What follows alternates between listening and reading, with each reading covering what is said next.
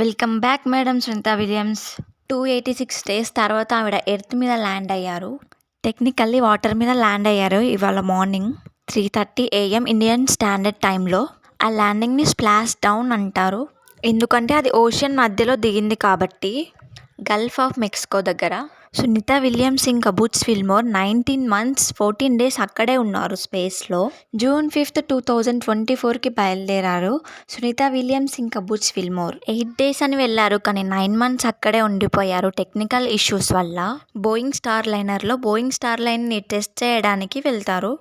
First time ఒక Boeing spacecraft వెళ్తుంది స్పేస్కి. బట్ అన్ఫార్చునేట్లీ సాఫ్ట్వేర్ ఇంకా హార్డ్వేర్ ఇష్యూస్ వల్ల ఏదైతే రిటర్న్ స్టార్ లైనర్ ఉందో దాంట్లో హీలియం లీకేజ్ జరిగింది.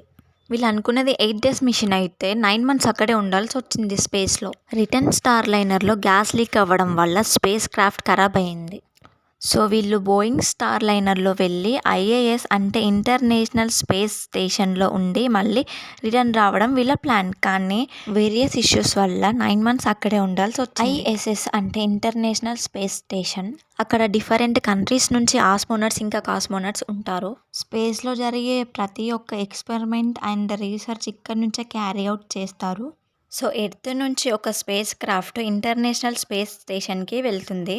అక్కడ ఈ స్పేస్ క్రాఫ్ట్ అనేది డాక్ అవుతుంది, అంటే దానికి అక్కడ ఫిక్స్ అయిపోతుంది. ఫిక్స్ అయిన తర్వాత ఇంటర్నేషనల్ స్పేస్ స్టేషన్లోకి దాంట్లో నుంచి ఆస్ట్రోనాట్స్ లోపలికి వెళ్తారనమాట. అలా ఇంటర్నేషనల్ స్పేస్ స్టేషన్లోకి వెళ్ళిన తర్వాత వర్క్ కంప్లీట్ చేసుకొని మళ్ళీ అదే స్పేస్ క్రాఫ్ట్లోకి వచ్చేసి ఎర్త్ మీదకి వచ్చేస్తారు. కానీ బోయింగ్ స్టార్ లైనర్లో టెక్నికల్ ఇష్యూస్ ఉండడం వల్ల సునీత విలియమ్స్ ఇంకా బుచ్ విల్మోర్ టైంకి రిటర్న్ అవ్వలేకపోయారు. స్పేస్ ఎక్స్ కంపెనీ వాళ్ళకి క్రూ డ్రాగన్ అని ఒక స్పేస్ క్రాఫ్ట్ ఉంది. దాన్ని పంపించారు వీళ్ళిద్దరిని తీసుకురావడానికి భూమి మీదకి. సో ఇవాళ మార్నింగ్ 3:30 AMకి వీళ్ళు భూమి మీదకి ల్యాండ్ అయ్యారు.